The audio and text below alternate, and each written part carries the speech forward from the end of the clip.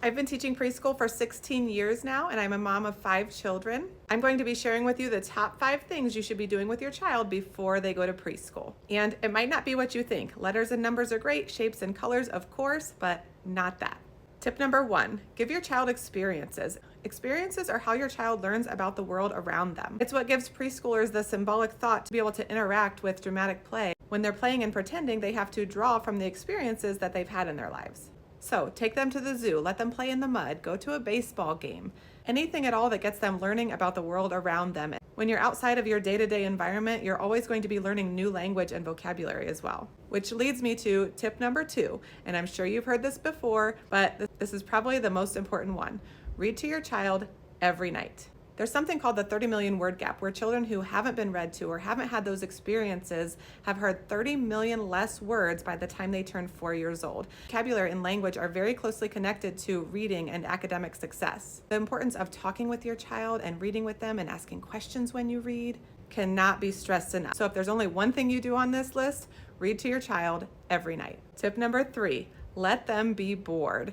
It's actually good that you don't entertain your child at all times. This also means limit screen time. Children can be very creative, they can be very imaginative, but they need that time to self-regulate. If they are being entertained at all times or given a screen when they're in the car or in a grocery cart, or at a restaurant, they're not going to learn those skills on how to control their emotions, how to self-regulate. So it's really important that you're not just handing a screen, and also that you're not entertaining at all times. Now, that doesn't mean that you shouldn't be getting on the floor and playing with your child. There's definitely benefits to that, but you don't have to do it always. When children turn 3 and 4 years old, they can start to play independently. It's okay to let them be bored and figure it out. Tip number 4, this might be a tough one. Tell your child no and give them consequences. It's fairly obvious to me as a teacher when I have a child who comes into my classroom who maybe has not been told no, who has not had consequences. These students come in thinking that they can do whatever they want, they can have what they want when they want it, and they're very hard to teach. Now, preschool students are naturally very me-focused, and that's not what I'm talking about. But when a student's coming into my class with 22 students, you do have to know that you're not going to get everything you want. Sometimes you have to wait, sometimes you have to share, sometimes you think it might not be fair. You can't throw a tantrum over it. Personally, I hate that the word no is being taken out of our vocabulary. Now, that doesn't mean you should be saying no, no, no all day long, but it's okay. Some things are a no. For example, if you're at home and your child is throwing a fit over not getting their tablet, don't give them their tablet and take it away for the day.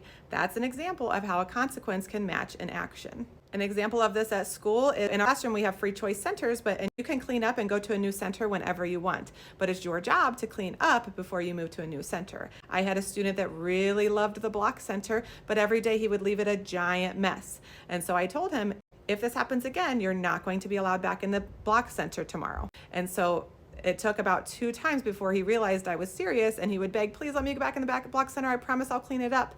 And I said, no, that's your consequence. If you don't clean up your mess, you're not going to be allowed back in there.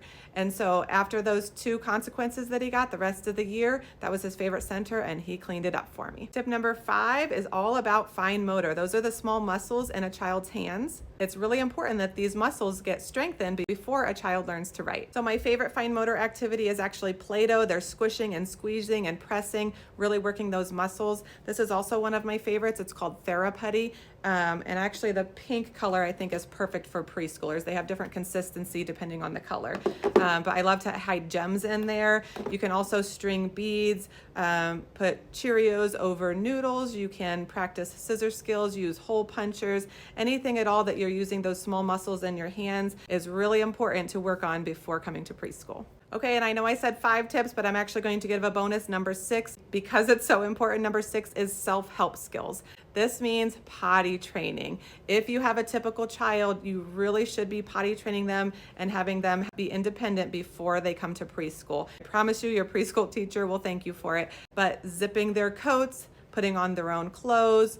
Here at preschool, we practice pouring our own juice, cleaning up their own messes, blowing their nose, coughing into their elbow. So all of the self-help skills are super important to practice before coming to preschool.